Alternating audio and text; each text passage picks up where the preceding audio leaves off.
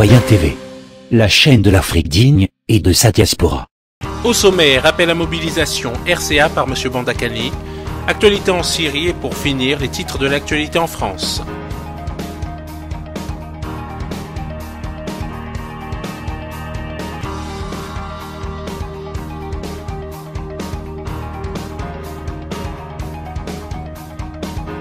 Commençons tout de suite avec la diaspora, appel à mobilisation.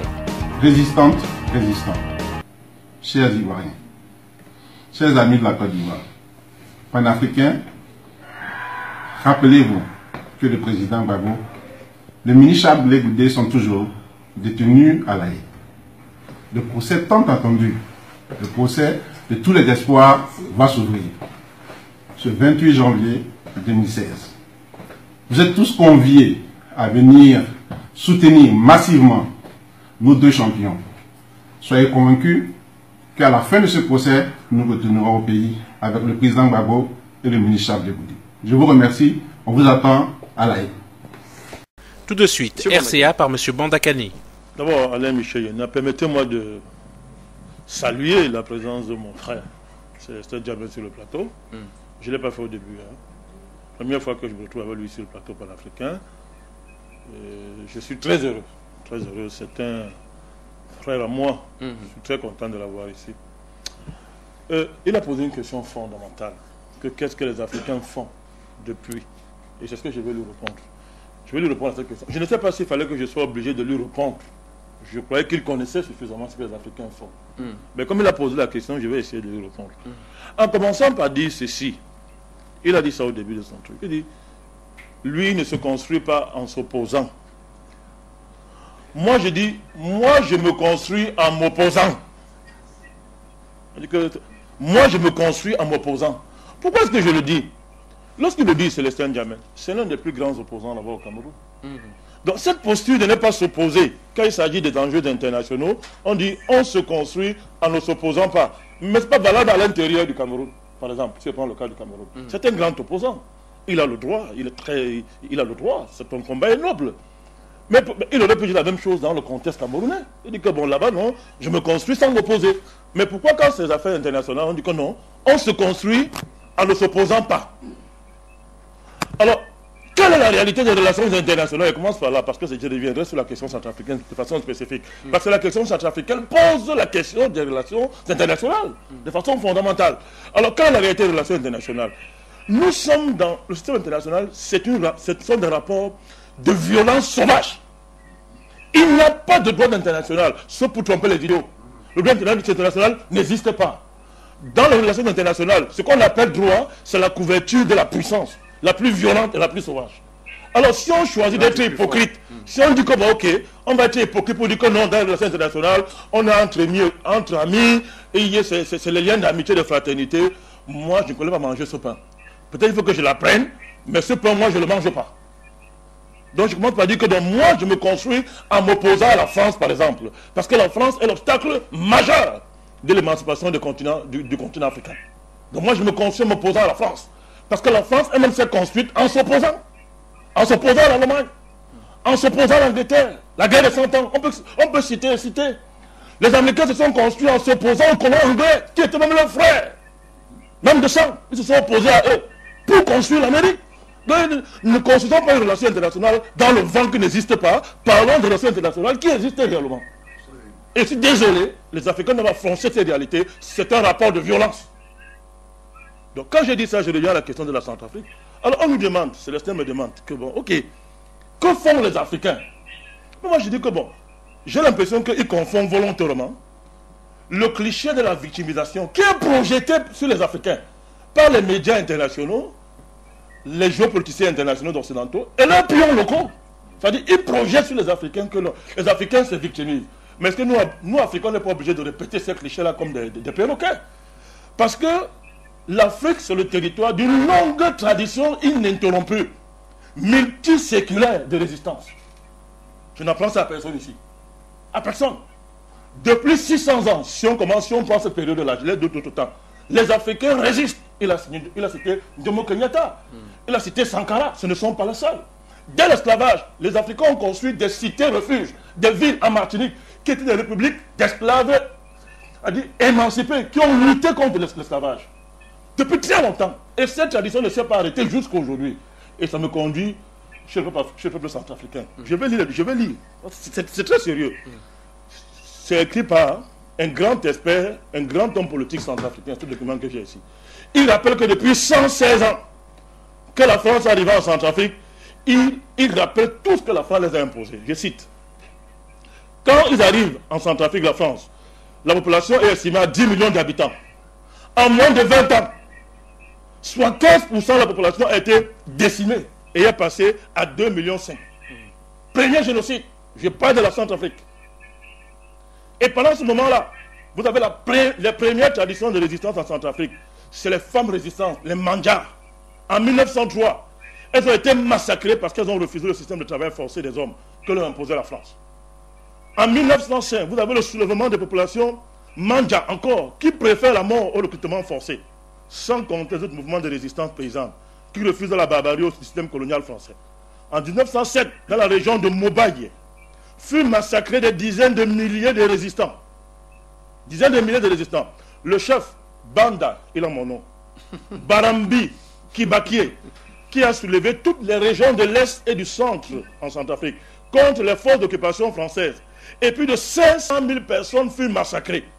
En 1909, le chef Vidri, Makboko et d'autres chefs de résistance de Baya, Kaba, Sara, Boubou, Sango, Yakoma, Mbaka, furent assassinés jusqu'à l'avènement de la Première Guerre mondiale.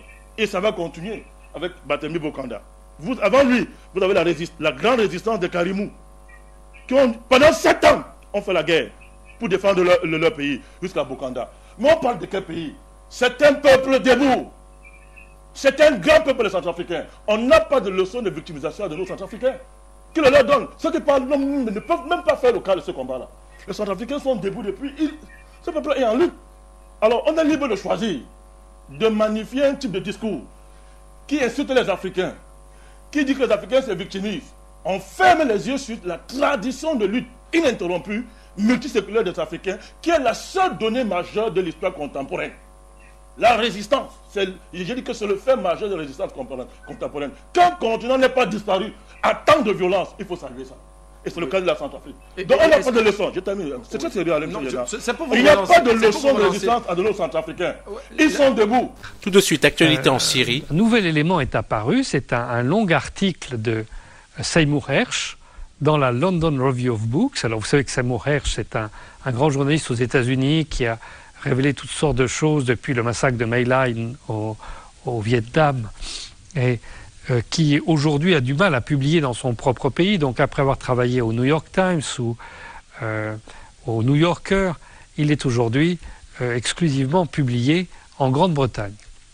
Donc il montre dans un long article comment l'état-major interarmes des États-Unis a cherché à contourner la Maison-Blanche et à transmettre des informations à ses homologues syriens.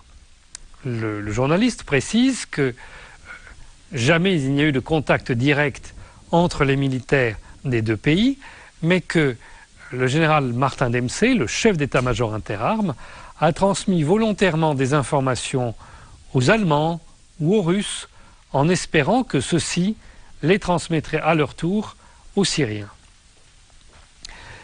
D'après cet article, le général Dempsey avait posé 4 conditions pour un rapprochement entre les deux armées.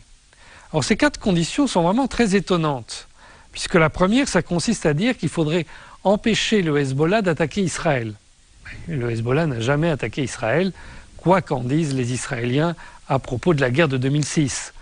Le Hezbollah, c'est un réseau de résistance qui s'est constitué lors de l'invasion israélienne au début des années 80, qui au départ avait une identité, une idéologie autour de la révolution iranienne, mais qui avait des armes qui lui étaient fournies par l'armée syrienne, puisque l'armée syrienne était présente au Liban à l'époque. Les choses ont changé après le retrait de l'armée syrienne en 2005, et aujourd'hui le Hezbollah est surtout soutenu par l'Iran. La deuxième recommandation, c'est de reprendre les négociations avec l'État d'Israël à propos du Golan. Alors là aussi, on doit se souvenir que À la fin du mandat de Bill Clinton, celui-ci avait organisé des négociations entre Israël et la Syrie, qu'elles ont duré plusieurs années, de Wye River à Genève, et qu'à la fin, un accord a été conclu sous l'autorité de Bill Clinton, qui prévoyait la restitution du Golan à la Syrie. Et pourtant, rien n'a été signé, car au dernier moment, le Premier ministre israélien, Ehud Barak à l'époque, a fait machine arrière, et il n'a pas osé présenter ce qu'il avait lui-même négocié à son propre gouvernement. Alors, par la suite, le président Bachar el-Assad a essayé de relancer des négociations avec les Israéliens, cette fois-ci par le biais de la Turquie. Et là encore, ça n'a rien donné. Et au bout d'un moment, le président Bachar el-Assad a mis fin à ces négociations parce que les Israéliens tenaient deux discours et qu'à ce moment-là, ils venaient de se livrer à un acte de piraterie et une violation de la Charte des Nations Unies en attaquant la flottille de la liberté dans les eaux internationales en Méditerranée. La troisième condition, c'est accepter des conseillers militaires russes. Alors évidemment, c'est quelque chose qui est demandé au cours de l'année 2014. Alors là encore, il faut préciser les choses. L'armée russe n'est arrivée ici qu'il y a 3 mois. Mais la décision de l'arrivée de l'armée russe ici a été prise conjointement par la Syrie et la Russie en 2012, avant la conférence de Genève. À ce moment-là, il avait été prévu que si le document de Genève était signé et si la paix s'installait ici en Syrie, alors on déploierait des chapkas bleus, des casques bleus d'origine russe ou des alliés de la Russie, de manière à stabiliser le pays. Et il avait même été précisé que ces chapkas bleus ne seraient pas simplement des Russes, mais surtout des alliés de la Russie, des États musulmans comme le Kazakhstan ou le Kirghizistan. La quatrième condition, c'est de nouvelles élections avec la participation de l'opposition. Alors là aussi, on croit rêver, puisque il y a eu ici une élection présidentielle et que c'est l'opposition qui a refusé d'y participer et que les États qui soutiennent l'opposition, notamment les États européens, ont interdit aux citoyens syriens qui se trouvaient réfugiés chez eux de participer à cette élection. Donc en fait, ces 4 conditions ont été posées soit parce que les militaires aux États-Unis ne connaissent rien à la situation ici, soit, ce qui est beaucoup plus probable, parce qu'ils voulaient qu'elles soient immédiatement acceptées. Et cette méthode, ça nous rappelle la manière dont s'exprime et dont semble penser le colonel James Baker, qui est le nouveau responsable de la stratégie au Pentagone et qui a été installé à ce poste par le général Martin Dempsey juste avant son départ de l'état-major interarmes. Et pour finir, les titres de l'actualité en France. Les mesures prises grâce à l'état d'urgence sont-elles légales? Après 400 assignations à résidence, la majorité des arrêtés du ministère de l'Intérieur ne comportent pas de date de fin et seraient ainsi invalides. La déchéance de nationalité n'en finit plus de faire parler d'elle. Détracteurs et défenseurs s'affrontent jusque dans les rangs de la majorité, chronique d'une polémique autour d'une mesure finalement peu efficace. Les navires de type Mistral toujours dans l'expectative. Après la résiliation du contrat avec la Russie, c'est désormais l'Arabie Saoudite qui devrait payer pour l'Égypte. Citoyen TV, la chaîne de l'Afrique digne et de sa diaspora.